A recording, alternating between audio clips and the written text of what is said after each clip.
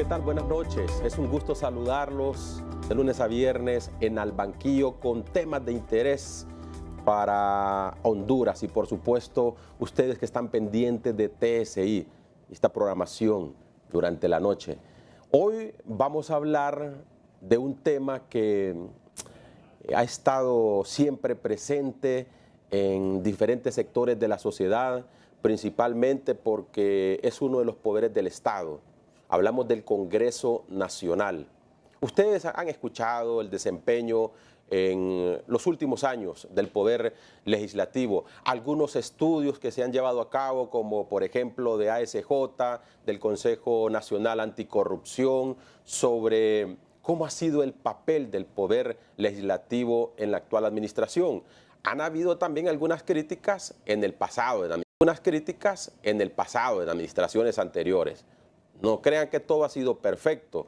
O sea, no es que los diputados del Partido Liberal hacen un buen trabajo y solo los nacionalistas no, que los de Libertad. Aquí de todos los partidos políticos siempre se van a escuchar críticas de algunos de los desempeños. Pero ¿qué está pasando actualmente? Vamos a conversar con diputados del Congreso Nacional, el diputado B. López, a quien saludo. Él es el diputado de Libertad y Refundación. En breves minutos también estará con nosotros la diputada Fátima Mena para hablar de estas fuertes críticas que reciben a diario sobre el desempeño del Congreso Nacional. Y por supuesto, para mí es un placer saludar. Hemos invitado a la licenciada Telma Mejía, una reconocida periodista de investigación. Hay un informe, unos datos que durante el fin de semana ella compartió junto a la doctora Julieta Castellanos y que aquí también nos vamos a analizar. ¿Y por qué, se preguntan ustedes, Congreso Nacional y la licenciada Telma Mejía? Porque ellas dos se han encargado junto a un gran equipo de analizar cuál es la perspectiva del pueblo hondureño cuanto a la democracia. ¿Cómo está viendo el pueblo hondureño en este momento a la clase política? Y desde unos años atrás también. Porque hay unos datos muy interesantes. ¿Cuál es el papel de la mujer?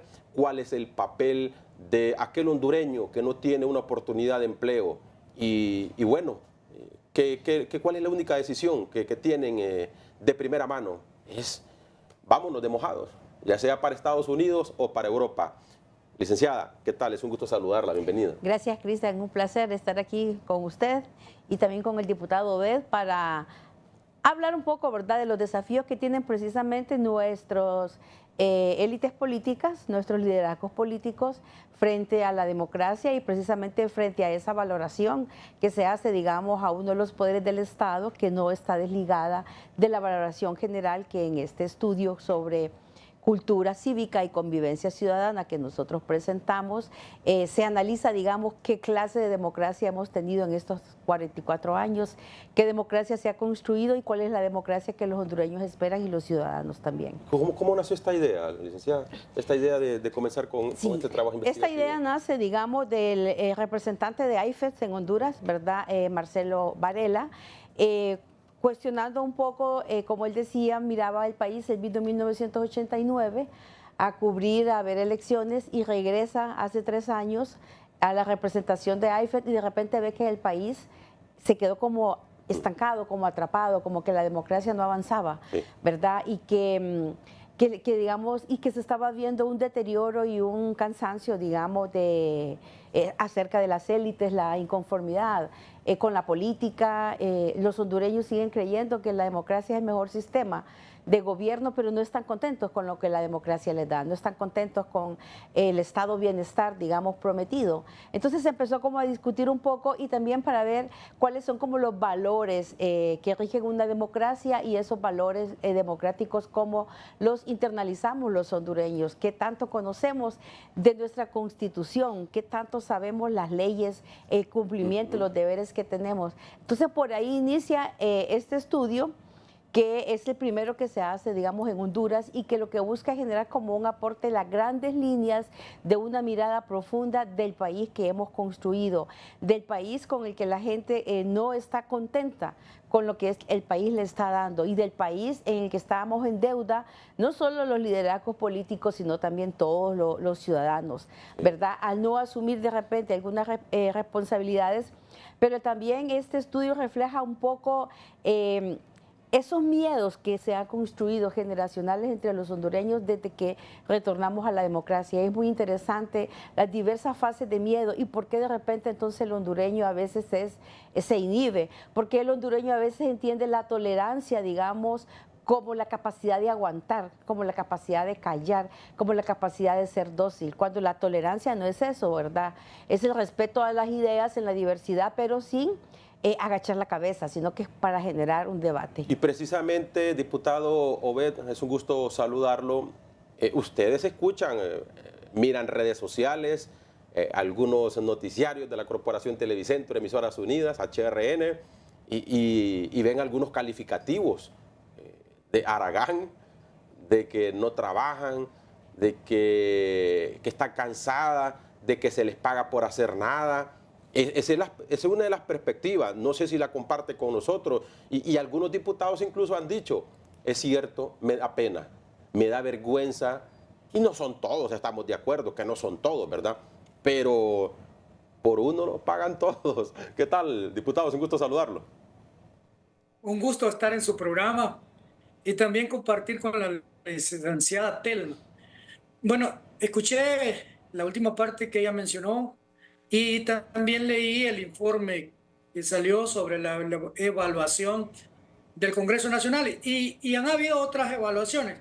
Pero mire, esta situación del Congreso actual se debe a que por primera vez, hay que decirlo, por primera vez el partido que gobierna, el partido que gana las elecciones, no tiene el control total de un Congreso Nacional. Nosotros, con mucho esfuerzo, en el año 2022 logramos instalar una junta directiva. Desde ahí empezaron los problemas para este Congreso Nacional y los ataques constantes que hemos recibido. Ahora tenemos la bancada es minoritaria. Unidas las dos bancadas de oposición nos ganan en los votos. Todo eso ha afectado el trabajo normal de un Congreso Nacional. Pero también hay que señalar muchas de las cosas que se nos achacan a nosotros es la construcción que ha habido de un poder legislativo sumamente controlado.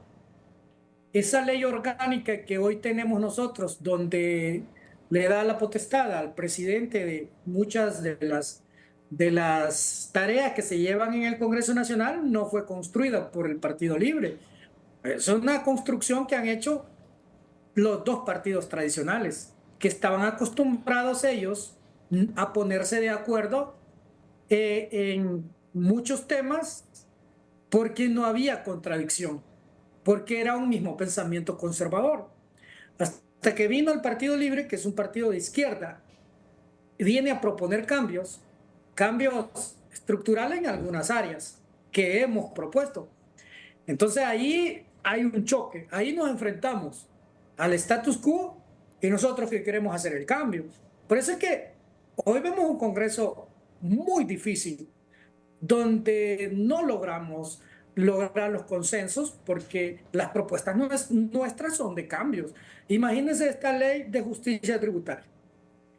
Ya llevamos un año en la socialización, en la lucha y en el debate constante y no podemos lograrlo. No podemos lograr la aprobación de una ley que necesita mayoría simple, 65 votos. No digamos otras leyes que hemos perdido las votaciones, como la ley para darle rango constitucional a la CICI.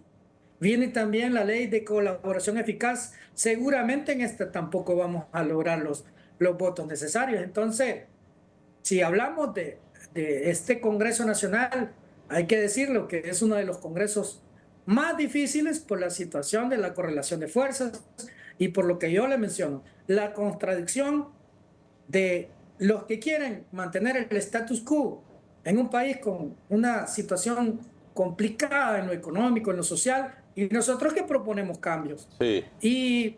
Y esta es realmente una persona que analiza en los contextos, tiene que verlo todo el contexto político, histórico que hemos tenido en los congresos anteriores. Sí, y vea, bueno, eso es lo que ustedes día a día están en esa lucha en el hemiciclo legislativo, pero si lo trasladamos ahora a lo que piensa el pueblo hondureño, y más aún que algunos de los diputados van en busca de una reelección, de continuar en el Poder Legislativo. Tal vez compartimos estos datos. Ángela nos dice para el caso, este trabajo que hicieron tanto la doctora Julieta Castellanos y la licenciada Telma Mejía. Sobre los poderes del Estado, licenciada Telma, dice, saben de la existencia de los 3 poderes del Estado y los identifican correctamente. En algunos grupos identifican la preeminencia del Poder Ejecutivo y específicamente el poder del presidente o presidenta de la República sobre los demás poderes. Vean aquí abajo, algunos participantes señalaron al Poder Legislativo como el primer poder del Estado. Escuchen bien qué importante es el Congreso Nacional de un país. Claro, por las decisiones que se toman desde ahí. Casi en ningún grupo focal se mencionó al Poder Judicial en un orden de preeminencia.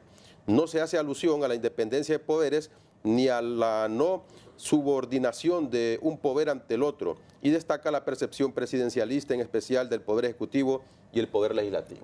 Sí, precisamente, digamos, una de las características del estudio que no es evaluar ningún gobierno, ¿verdad?, para empezar, sino que se está analizando todos estos 40 y pico de años de democracia y lo que ha dejado. Pero, digamos, al hondureño se le pregunta qué es la democracia y considera que la democracia es ir a votar cada 4 años y después como que no hay mayor acciones con ella. Se les preguntó entonces qué tanto saben de la Constitución.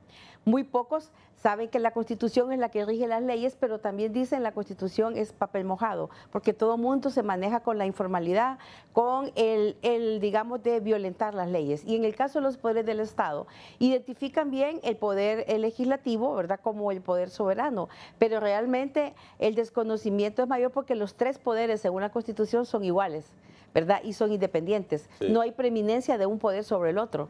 Entonces, ¿eso qué hace? Que en el imaginario que se va generando precisamente dentro de esa política, al hondureño creer que el Congreso está superior a los otros, pero también que ve el hondureño que el Poder Ejecutivo es el que tiene como la preeminencia sobre los otros 2 poderes, porque es el que manda las leyes, porque es el que obedece, porque son las leyes que aprueban los congresistas, las que manda el Ejecutivo, pero aquellas iniciativas que vienen de los diputados, que son como la conexión con la ciudadanía y que se quieren presentar, muchas de ellas están en archivo, ¿verdad?, en archivo desde hace tiempo. Entonces la gente siente que la representación, ¿verdad?, de sus liderazgos en el Parlamento no está haciendo correctamente, ¿verdad?, que no satisface sus necesidades y que no están siendo escuchados.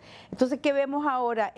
Decía el diputado, y estamos clarísimos que el país, para empezar, tenemos un país multicrisis, ¿verdad?, un país que se configuran muchos factores, y en este momento tenemos una triada infernal, si lo queremos llamar así, y es la del narcotráfico, de la corrupción y la inseguridad. Cualquier gobierno que llegue a este país a tomar las riendas se va a encontrar con esos problemas que están siendo estructurales, transversales y casi que endémicos, ¿verdad? Entonces, ¿por dónde vamos a empezar a desmontar algunas de esas estructuras? Y el país lo siente así, la gente, pero el Congreso también debe dar señales de cambiar, y el diputado decía, tenemos una ley orgánica en el Congreso que es muy discrecional, ¿verdad?, que es una ley que fue creada por ese bipartidismo, pero bueno, llegó un partido nuevo de cambio, ¿verdad?, con muchas expectativas, porque no han cambiado esa ley orgánica. No la han cambiado porque al final es muy conveniente para los tres partidos más fuertes. Entonces, al final, tenemos que dar señales claras. Si el partido en el poder, en el gobierno, en el Congreso, ¿verdad?, quisiera desde un principio haber cambiado esa ley, yo le puedo asegurar que iba a tener mucho acompañamiento ciudadano, que iba a tener incluso probablemente algún acompañamiento de algunos sectores del bipartidismo, porque en la oposición uno ve a estos políticos que dicen y demandan la democratización interna del Congreso, pero cuando están ahí, no realmente es la democracia en el Congreso lo que se ve. Yo he visto, digamos, ese índice de transparencia legislativa y ellos miden determinadas categorías, ¿verdad? Una de las categorías que miden es el acceso a la información. ¿Qué tan abiertos son los congresos a generar información de interés público? Información ni siquiera que no tiene que ser secreta porque tenemos una ley de transparencia que nos dice que esa información debería estar ahí, que la información que pide el ciudadano es otra complementaria, pero resulta que en esa valoración, en esos indicadores, este Congreso, como el Congreso anterior, no salen evaluados en cuanto al acceso a información. Y derogamos una ley de secretos, pero nos estamos encontrando con los secretos por otros lados. Y uno de esos secretos que estamos encontrando es precisamente en el Parlamento. Y yo creo que este tipo, digamos, de evaluaciones de cara al nuevo proceso que vamos, de cara al cambio, digamos, que se propone y que el país amerita, vale como la pena de la reflexión interna, de la reflexión constructiva, digamos, del Parlamento que queremos, de la democracia que deseamos y del país que debemos empezar a construir todos. Y miren ustedes que a propósito de esto que nos explica la licenciada Telma Mejía sobre qué es lo que cree la población, si hay independencia o no de los estados, de los poderes del Estado. La semana pasada estuvo en agenda en la Corte Suprema de Justicia la inmunidad parlamentaria. Vean ustedes qué delicado. Y de acuerdo a información que tenemos en poder del Departamento de Prensa, se va a tocar ese tema esta semana sobre la inmunidad parlamentaria.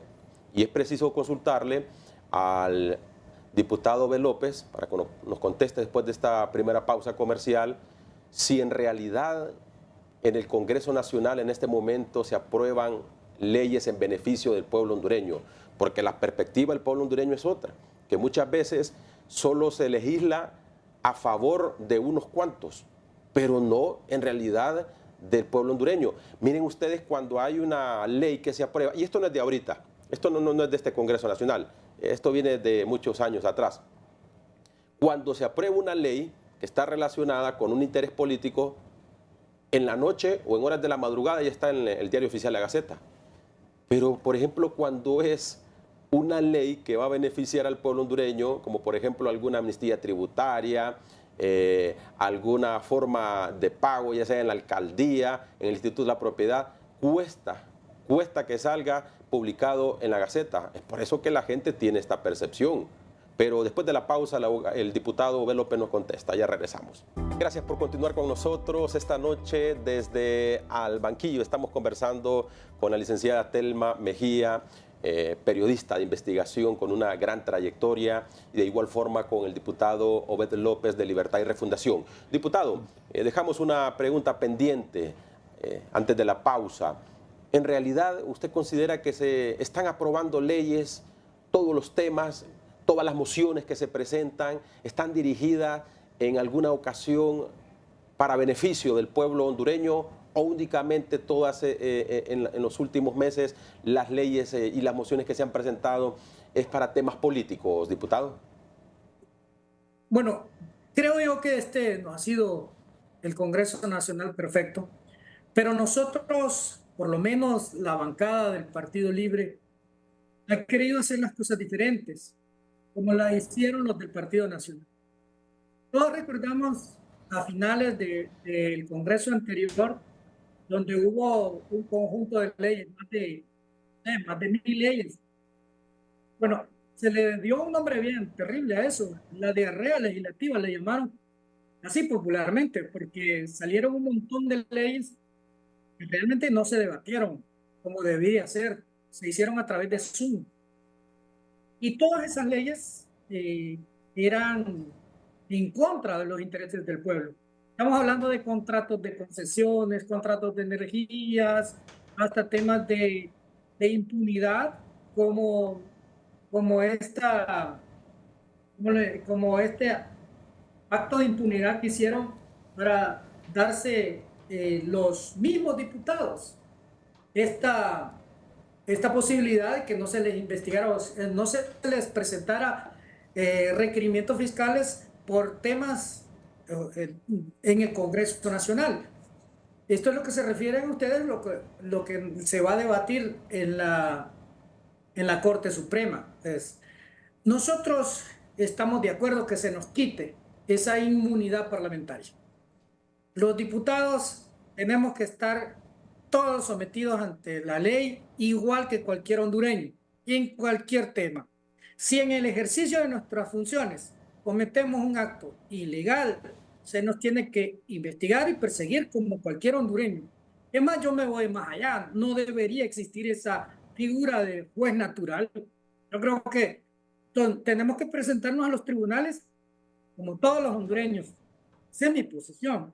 ¿Por qué no se ha hecho en el Congreso Nacional? ¿Por qué no se ha logrado? Porque no tenemos la correlación de fuerzas, no tenemos los votos necesarios para aprobar. ¿Por qué no cambiamos la ley orgánica? Si nosotros cambiamos la ley orgánica, ya nos hubieran dado un golpe legislativo. Si con esta forma nos cuesta, donde el presidente tiene algunas atribuciones, nos cuesta lograr hacer las sesiones. Ya vimos la sesión anterior. Solo en la discusión, en el primer debate de una ley que no quería el Partido Nacional, boicotearon la sesión. Y es mentira que no se les iba a dar el uso de la palabra. Pero ellos querían, en medio de la discusión, presentar una cosa que no aplicaba en ese momento contra el jefe del Estado Mayor Conjunto. Son temas que tenemos que analizarlas en el contexto actual. Un analista, investigador, que omita todo lo que está ocurriendo, yo creo que no está haciendo un estudio objetivo. Los estudios tienen que ser objetivos en los contextos donde se realizan. Este Congreso Nacional ha sido diferente al Congreso anterior, donde las sesiones se hicieron vía Zoom y que muchas leyes se aprobaron con 43 votos. Hay un estudio legislativo que así lo demuestra, que muchas de las leyes fueron inconstitucionales, incluyendo el Código Penal, que tanto fue criticado. ¿Que por qué nosotros no lo hacemos entonces? Hacemos el cambio.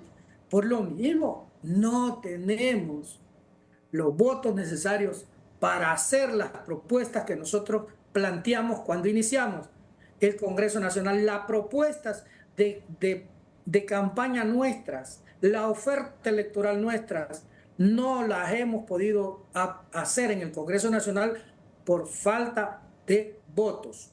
Es más, nunca antes un partido en el gobierno había perdido diputados de su bancada. Nunca se había dado esto. Solo nosotros. ¿Por qué nosotros sí perdemos votos o diputados?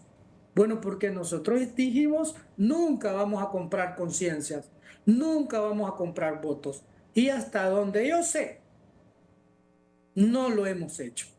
Así que esto también tiene que estar dentro de los estudios que se hacen por los periodistas de investigación. Para el caso, bueno, la convivencia, dice el estudio, la convivencia se ha construido al margen de los valores democráticos. Tal vez la compartimos. La convivencia se ha construido al margen de los valores democráticos. Relaciones de confrontación social y política.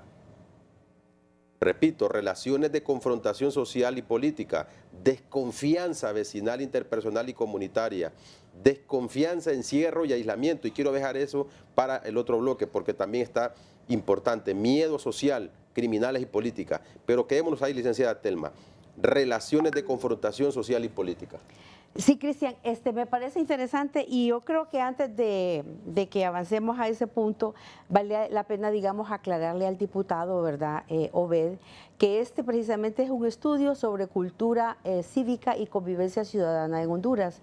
Este estudio incluye la realización de 30 grupos vocales en todos los departamentos del país y la realización de 62 entrevistas a actores claves, entre ellos diputados, exdiputados de todos los partidos políticos, funcionarios y exfuncionarios, y es de ver un poco la mirada hacia el país. No estamos evaluando el Congreso de Libre, ni estamos evaluando el gobierno de Libre, todo lo contrario, pero sí está viéndose en este estudio ese deterioro de la institucionalidad y cómo la gente está viendo a los políticos y la democracia, y cómo esta democracia que se ha construido ha sido una democracia de élites que no conecta con la ciudadanía, y porque la ciudadanía está enojada con el Estado, porque el Estado discrimina, porque el Estado, aunque tenga los valores de igualdad, de libertad, de respeto y tolerancia, esos valores no se aplican debidamente, y pasamos ahora a conectarlo con el tema de la convivencia. ¿Qué sucede, digamos, el hondureño ahora, y hago una acotación previo a esto, lo que dijo el diputado Obed? ¿Por qué dijo no aprobamos las reformas a la ley orgánica en el Congreso Nacional? Porque nos pueden dar un golpe, dijo ahí, o algo. Eso es parte de los miedos que han venido construyendo, ¿verdad? No solo la ciudadanía, también la clase política. Y estos miedos, como mencionaba Cristian, son los miedos que se tiene al Estado represor, miedo político, ¿verdad?, entre los políticos que entienden la tolerancia como la lealtad al caudillo y agachar la cabeza frente al caudillo, y el hondureño entiende la tolerancia como la capacidad de aguantar, como la capacidad de amansamiento, como ser muy dócil, ¿verdad?, que es un valor contrario a la tolerancia. Y vamos a la convivencia. Entonces, el hondureño dice, ¿para qué voy a denunciar? No hace la denuncia porque si denuncia al vecino se va a echar de enemigo al vecino. Si denuncia a la policía está coludida con la criminalidad, o la policía está coludida con los grupos locales políticos o económicos. Entonces la gente se va inhibiendo. Y esos niveles de convivencia que antes habían en el país, donde usted podía salir a caminar en la calle para decir, o a una reunión, y había como ese respeto, esas normas, podía ir a estudiar a la universidad y no importaba si había gente pudiente o no pudiente, había un marco de relaciones. Eso ahora ya no se da, ¿verdad? Eso ahora es mucho más difícil. Y el hondureño dice también, dentro de la convivencia, como digamos el tema en las redes sociales, el tema del teléfono móvil. Ahora usted va a una reunión con su familia y la familia, de una u otra manera, alguien está viendo el celular, no está compartiendo con la familia, no está debatiendo, o con los amigos. Uno va a reuniones y usted está viendo que unos están allá contestando el teléfono, viendo, no hay ese espacio. Entonces, esa parte del estudio, de la metodología que se ha hecho, entonces no es un estudio o una forma para buscar agredir al político, no, es cómo el hondureño y los hondureños están viendo esa democracia que se ha construido, y cómo están viendo que esos poderes del Estado no están conectando. El hondureño viene y le dice, mire, usted va a ir a la justicia, cree en la justicia, duda mucho de la justicia, y dice, cuando yo tenga dinero y yo pueda pagar un juez, entonces yo puedo llevar una demanda.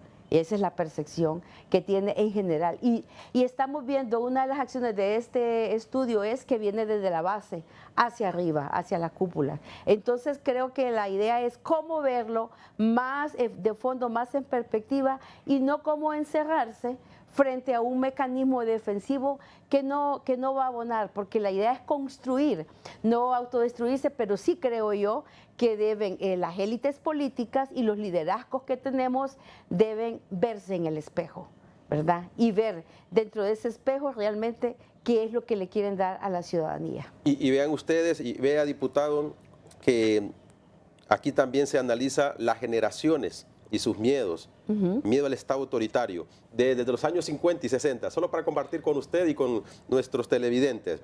La generación de los años 50 y 60 tenía miedo al ejército. Ellos o sus padres o los abuelos lo vivieron, o le hablaron de la represión del cariato, le temían a la policía montada al cabo cantonal, al comandante de armas. Esto entre el 50 y 60. Vamos a los años 70. Se tenía miedo a la policía, a los militares, miedo a tener libros del marxismo. Vamos a los 80. Se tenía temor o miedo de ser dirigente social gremial, miedo a ser desaparecido político. Yo recuerdo que muchos dirigentes universitarios en aquella época desaparecieron. Y recuerdan, no sé si recuerdan ustedes, bueno, yo estaba pequeño, pero recuerdo que mi tío me agarraba cuando cuando reclutaban a los jóvenes. Servicio militar, sí. También yo recuerdo algunos, no sé si ustedes lo recuerdan, siglo XXI, miedo de salir a caminar, aquí ya entra el tema de la inseguridad, miedo de salir a caminar, de no regresar a casa, de hablar públicamente de ciertos temas como la corrupción y narcotráfico, de poner una denuncia en la policía, en el Ministerio Público, de denunciar a un funcionario corrupto y después miedo a ser amenazado y agredido por los colectivos de Libre y los migrantes, miedo a la policía de Guatemala y México, a las bandas del crimen organizado, a la policía de migración en Estados Unidos, a ir a un hospital a realizar un trámite, al consulado, etcétera. Bueno, y para ponerles un caso en el tema de los consulados, el consulado de Nueva Orleans, en la oficina del consulado de Nueva Orleans, ahí mismo ahí están los de ICE, la oficina de migración, los que deportan. Imaginen las incongruencias, ¿verdad? Pero bueno, ese es otro tema que en otro momento lo vamos a abordar. Me llamó la atención, miedo al caudillismo. Diputado, no en el caso de Libertad y Refundación, en general. La clase política debe de quitarse el sombrero ante el caudillo que está en ese momento, llámese el coordinador del Partido de Libertad y Refundación, la coordinación del Partido Nacional, la coordinación del Partido Liberal. ¿Es miedo también eso? ¿Es miedo a que pierdan el poder o que pierdan la oportunidad de estar en el Congreso Nacional, en un puesto, o por qué no decir también miedo a ir a la cárcel? ¿Se ha convertido esto en un temor hacia el caudillismo, como lo explica la licenciada Telma? Sí, muy bien. El tema es así. El caudillismo es un tema social y cultural en América Latina, no solo en Honduras. Y en la política está más marcado el tema del caudillismo o el que toma las decisiones por los demás. Pero hay otros factores también que inciden en esto, porque el estudio tampoco refleja y dice, no sé si tal vez en otras partes, también los grupos de interés o los grupos que financian las campañas políticas de los diputados, principalmente los grupos económicos, que influyen en las decisiones que toman los diputados y que toman las bancadas. Aquí nosotros hemos mencionado que hay bancadas completas que representan los intereses económicos del sistema financiero. ¿Cuándo en Honduras hemos tocado el sistema financiero? Aquí casi nadie habla de los problemas del sistema financiero hondureño. Ni el periodismo de investigación, ni los estudios socioeconómicos, ni los grandes abusos de los monopolios y los oligopolios de este país. Esto es una realidad y se ve en el Congreso Nacional reflejado. Cuando se discuten leyes que afectan esos intereses, entonces ahí los diputados, y yo se los he dicho en las sesiones del Congreso, hay muchos diputados aquí que no vienen a representar a sus partidarios ni al pueblo que ellos representan, sino que a los grupos económicos que lo financiaron.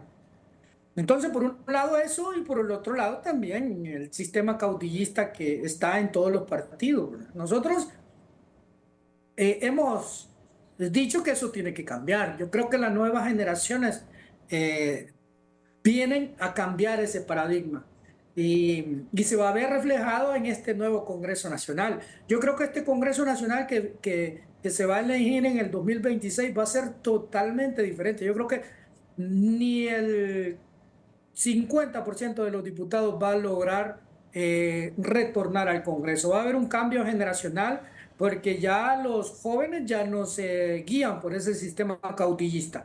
Ya el joven ya está informado, toma sus propias decisiones, pero ahora hay otros miedos que se les dan principalmente a los nuevos políticos. La sociedad misma se ha encargado, por interés de algunos, de que todos los políticos son corruptos, de que todo el sistema político es corrupto. Entonces, a los nuevos políticos les cuesta meterse a la política. Y algunos que nos metemos en las políticas lo pensamos mucho para seguir en la política. Se lo digo yo este es mi primer periodo en el legislativo. Antes era un gran emprendedor, antes era una persona digna de admirar por la sociedad. 2 años y medio en la política, todos los bienes que yo tengo dicen que son por haber sido político. Entonces, esa es la realidad. Los nuevos políticos lo piensan, o las personas nuevas lo piensan para meterse a la política, porque muchos les gusta meter miedos. Estamos hablando de la sociedad entera, incluyendo el periodismo, incluyendo los medios de comunicación, corporativos y no corporativos. Y eso hay que cambiarlo.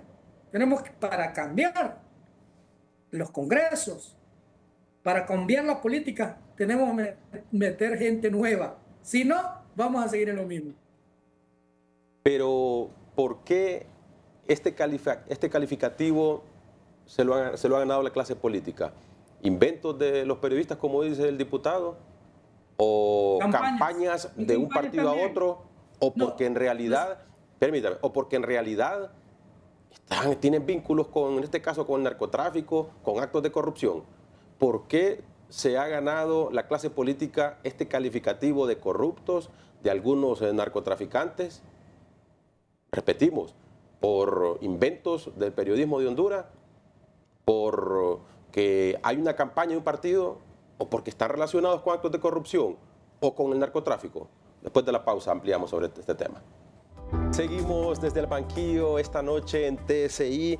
Estábamos hablando sobre este estudio y las generaciones y sus miedos. Vamos a irnos un poco más abajo para poder darle lectura a este trabajo de investigación. El miedo, la desconfianza, corrupción y la impunidad han elevado la violencia como forma de resolver los problemas. La violencia y la fuerza es una manera frecuente de resolver conflictos. Por la importancia en sentido negativo o por la gravedad de las respuestas se identifican algunas. 1. Con machete, pistola y cuchillo, respuesta de región norte, oriente y sur. Si la justicia no resuelve, hay que resolver con la propia mano en la región noroccidental. Y sacándole filo al machete por los dos lados, región oriente. ¿Qué reflexión nos deja esto? Bueno, eso sinceramente lo que refleja, digamos, es parte de lo que dicen los grupos focales, ¿verdad?, de todo el país, pero es esa dinámica del hondureño del país de resolver las cosas en la informalidad. Los hondureños saben, digamos, que hay derechos, que hay una constitución, pero muy poco de los deberes, ¿verdad? Y parte de la cultura cívica es eso. En un sistema democrático, cómo funcionan los pesos, los contrapesos, también los derechos que tenemos, pero también las responsabilidades. Y entonces el hondureño siente que ante la ausencia, digamos, del Estado en algunas regiones, ante los niveles de convivencia, ¿verdad?, que tienen que ver con esa construcción de los miedos generacionales que se ha venido dando. Entonces, ¿cómo resuelven sus problemas? Si el Estado no le funciona, si la justicia no cree en la justicia, si el acceso a la justicia no es igualitario. Hay una justicia que discrimina, hay un Estado que discrimina también. Entonces, dicen, lo resolvemos de la forma más natural. La violencia para ellos casi es como algo normalizado y la resolvemos a golpes, ¿verdad?, a machetes, a gritos, ¿verdad? Y le van dando esas expresiones. El estudio dividió el país en 5 regiones, ¿verdad? Y en las 5 regiones del país, esas fueron, digamos, las expresiones más comunes. Y había, digamos, esa donde dice, le sacamos el filo por doble lado, esa es muy característica de los holanchanos, por decirle algo. Pero también lo ve en Oriente, también lo ve en el sur, ¿verdad? Y uno va viendo esas expresiones de cómo la gente trata en sus niveles de convivencia de resolver esos problemas de esa manera. Y eso viene siendo parte de una violencia que se se ha ido construyendo y que se ha ido construyendo también desde que ya retornamos a la democracia. Veníamos de regímenes militares, de golpes de Estado. El estudio analiza un poco una mirada a esa historia del país, ¿verdad? Y venimos de eso, de un país muy conservador. Honduras es un país muy conservador, con una cultura, digamos, autoritaria, pero también el hondureño rechaza las prácticas autoritarias, rechaza, digamos, esos gobiernos o esos regímenes de imposición, los autócratas, ¿verdad? Prefieren, digamos, la democracia, aunque no es la mejor forma ni el mejor sistema, pero lo prefiere a esas formas autoritarias. Y eso es muy interesante porque el hondureño, cuando se le pregunta, digamos, sobre la libertad, tiene muy claro el valor de la libertad, pero siente que cada vez está restringida, y está restringida por las realidades propias de las zonas, ¿verdad? Por las realidades propias, digamos, de la inseguridad, de la violencia, del tema de la corrupción. Y como decía, digamos, el diputado, es bien complicado para los políticos desligarse totalmente de los cacicazgos, que es parte como hasta de la cultura, ¿verdad?, política de este país desde el retorno, pero deben irse dando pasos a nuevos liderazgos. ¿Por qué? Porque la gente no está viendo, la gente no se siente conectada y siente que sus políticos, ¿verdad?, no están conectados con ellos. ¿Y cómo llegan con ellos? Llegan con el asistencialismo, de que te doy este bono, de que te doy esta bolsa solidaria, o que te doy esto otro, y entonces, bueno, el estado de bienestar es momentáneo, ¿verdad? O vemos la política, las elecciones cada 4 años y ahí resolvimos, pero ahora, digamos, la gente, los ciudadanos se sienten en esa desafección con la política y con la democracia, porque hasta para conseguir una cita médica, dicen, necesitan tener una recomendación de un político, ¿verdad? Y esas cosas son las que deben de cambiar. Y cuando el diputado habla de construir esos nuevos liderazgos, precisamente esa es como una de las reflexiones que deja este estudio, ¿verdad? Construir nuevos liderazgos políticos creíbles, porque la gente no cree tanto, ¿verdad? ¿Y por qué salen, digamos, los políticos y los partidos políticos en los rankings de evaluación del Barómetro de las Américas, del Latino Barómetro, el Índice de Estado de Derecho? Salen en las categorías más bajas, precisamente por eso, por esa desafección, y eso debería llamar a la reflexión a los políticos para construir liderazgos fuertes, liderazgos confiables y liderazgos donde la gente sienta que conectan con ellos. Diputado, ustedes tienen sus asesores, plantean estrategias, en el caso de las campañas políticas, ¿considera que hay tiempo todavía desde el Congreso Nacional? Repetimos, no son todos. Muchos quieren hacer bien su trabajo, pero otros no los dejan. Pero hay tiempo todavía para limpiar la cara del Poder Legislativo y que la población vuelva a tener esa aceptación, esa confianza por los diputados del Congreso Nacional. Bueno, en el marco actual va a ser muy difícil por lo que les menciono. El problema no somos nosotros en lo que se nos está acusando permanentemente, sino que la situación, el contexto actual que tenemos. Hubo un Congreso donde el partido del gobierno solo tiene 44 votos. Acabamos de perder 6 votos, 6 diputados, porque se lo llevaron los grupos económicos. ¿Y quién más? ¿Quién más puede comprar la conciencia de un diputado? Y eso ha sido histórico. Pues aquí hubo un estadounidense que dijo que valía más una mula que un diputado. Así lo mencionó hace como 100 años. Y eso ha sido también otro problema que tenemos, ¿verdad? Que los diputados no se mueven de un partido a otro por temas ideológicos, sino por intereses económicos en muchos casos. Nosotros vamos a seguir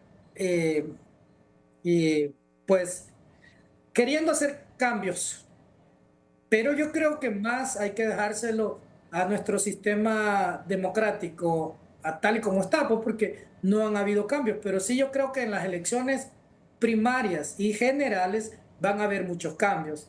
Ahora los jóvenes quieren diputados que propongan. Ya no quieren esos diputados que lleguen al Congreso a pelear y a insultarse. Yo creo que el insulto ya no es parte de lo que esperan los jóvenes. Y en esta ocasión Según las estadísticas que tenemos y según los análisis y estudios, los cambios o los que van a ir a votar a las elecciones van a ser los jóvenes en su mayoría. Por lo tanto, ahí se van a dar muchos cambios y los diputados que no se adapten a estos nuevos tiempos van a quedar fuera. Y eso también en el caudillismo, ¿verdad? Ya los jóvenes ya no miran a los caudillos como con los que son los únicos que piensan en este país. Ahora ya no.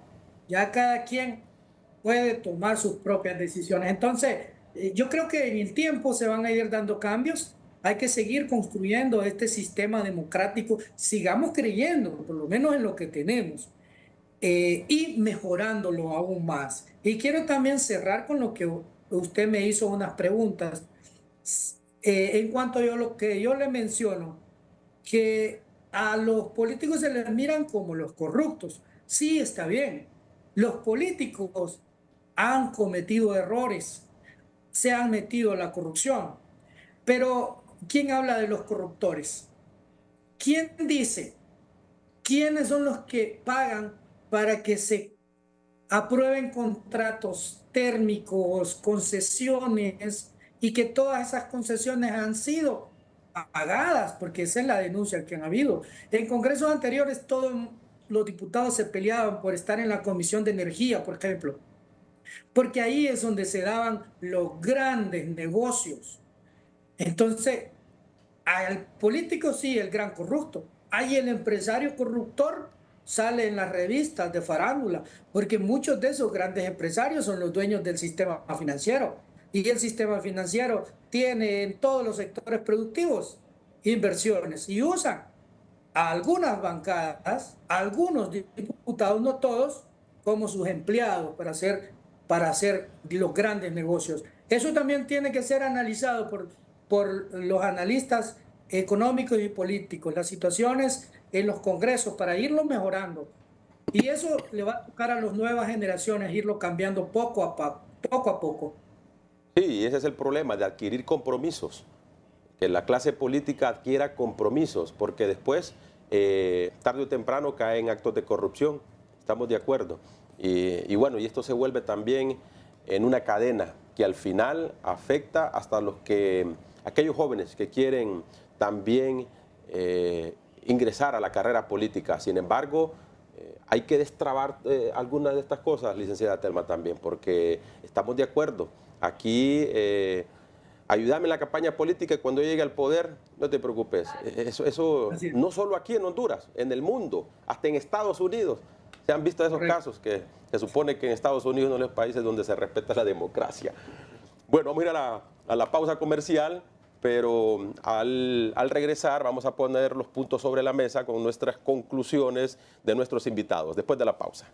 Muy bien, hacemos en este momento nuestras reflexiones y los puntos sobre la mesa. No todo es malo, no todo es malo.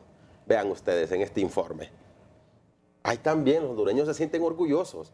Aquí están los orgullos de los hondureños. Este informe que ha sido pues un trabajo de la doctora Julieta Castellanos y la licenciada Telma Mejía, que aquí está con nosotros, diputado Bet y licenciada Telma. No todo es malo.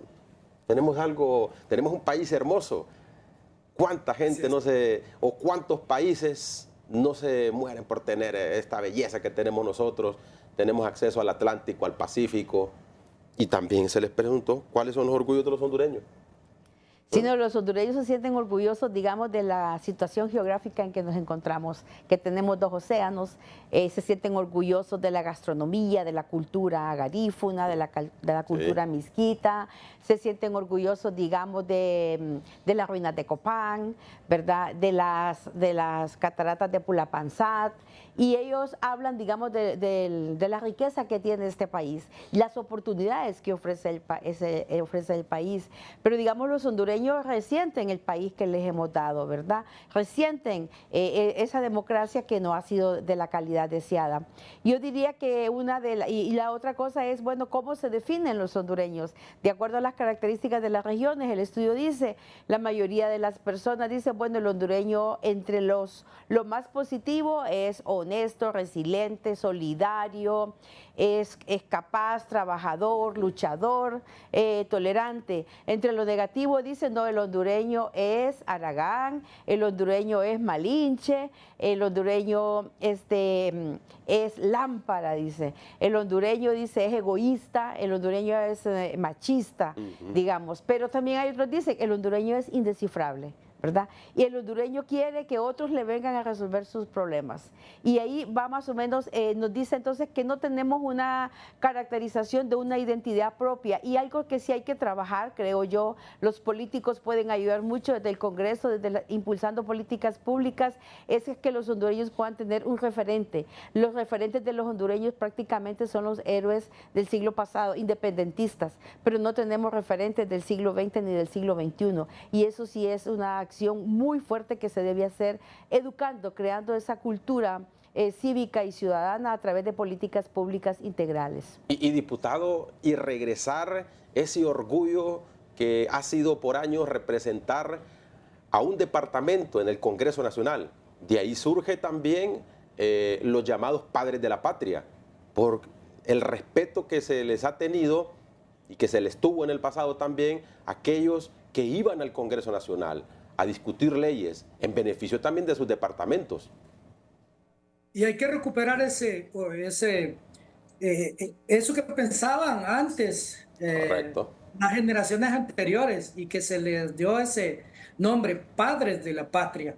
Yo he estado recorriendo casi todos los municipios de Francisco Morazán y en ellos he recogido pues el pensar de los ciudadanos que me han dicho, mire, a mí me gusta primero que los diputados vayan a debatir, que no vayan a pelear, que sean propositivos y que nos representen, porque nosotros para pelear aquí nos agarramos y nosotros aquí en los pueblos somos expertos para darnos a las trompadas, pero en el Congreso no queremos que los diputados se vayan a trompear, porque para nosotros ustedes son el símbolo de transparencia, de honestidad, y eso es lo que piensa también el ciudadano.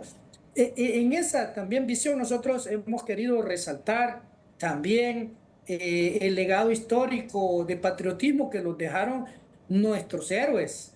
Y por eso yo la semana pasada mencionaba en un foro de televisión que yo en cada acto que realizo escucho a Lempira y lo agarraron como burla, pero no debería ser así, ¿verdad? Nosotros tenemos que todos nuestros actos sean patrióticos y que sean pensando también en aquellos que lucharon, que entregaron su vida y que fundaron este país, ¿verdad? Que libraron las batallas que ahora libramos nosotros y que recogiendo ese sentimiento nosotros también tenemos que homologarlo. Por eso es que yo les decía que yo, a veces decía yo, escucho a Lempira, pero es en un sentido figurado, pero es para resaltar los valores patrióticos. Y ha sido viral en las redes sociales. Ya lo miraba el diputado hablando con los pajaritos como Maduro en Venezuela. Sí, pero a veces para que se haga viral algo positivo hay que hacerlo diferente, pero realmente hay que resaltar esas figuras que pues nos han querido hasta robar nuestros héroes, así como ustedes lo mencionan. En el siglo XX, el siglo XXI no tenemos referentes históricos y Lempira lo que se ha escrito es bien poco. Entonces es importante también eso. Eso mencionaban, digamos, dentro de los valores, de los referentes, los hondureños mencionaban a Morazán, a Lempira, a Cabañas, a lo más. Bueno. En algún momento dijeron sentirse orgullosos de la selección nacional, ¿verdad? De fútbol, ahora no tanto. Por los resultados. Sí. Gracias, diputado Obed. Gracias por habernos acompañado. Muy amable. Gracias. El diputado Obed López de Libertad y Refundación. Gracias también a la licenciada Telma Mejía, que junto a la doctora Julieta Castellanos y a la Fundación Internacional para Sistemas Electorales del Estudio de Cultura Cívica y Convivencia en Honduras, Construcción de una Sociedad Democrática. Una tarea inconclusa. Es el gran desafío. Gracias, Cristian. Y creo que el mayor desafío que tenemos los hondureños es construir liderazgos que sean realmente demócratas y no autócratas. Muy bien. ¿Y cuántas personas aproximadamente participaron? El equipo muy pequeño, tenemos un consejo consultivo de 10 personas, 6 nacionales y 4 internacionales. Y uno de los aportes de este trabajo es que fue hecho por hondureños. Hondureños, qué bien, qué bien. Un trabajo arduo de aproximadamente 8 meses. Como 8 meses, casi un año, ¿verdad? Recorriendo el país, viendo las entrevistas, leyendo mucha bibliografía y tratando de escribir un documento que sea sencillo, entendible, ¿verdad? Y que pueda bajar. Y tenemos ahí lo importante de la riqueza, es la voz de la gente. Ahí habló la gente. Una tarea inconclusa porque se espera una segunda parte. Una tarea inconclusa porque no sabemos, o sea, que la democracia que hemos construido no es la mejor democracia. El informe genera lineamientos precisamente para dar como seguimiento a varias ramas. Muy bien, muchísimas gracias, licenciada. Gracias por su tiempo. Y a ustedes, muchísimas gracias por habernos acompañado. Las esperamos el miércoles en otro Al Banquillo. Feliz noche.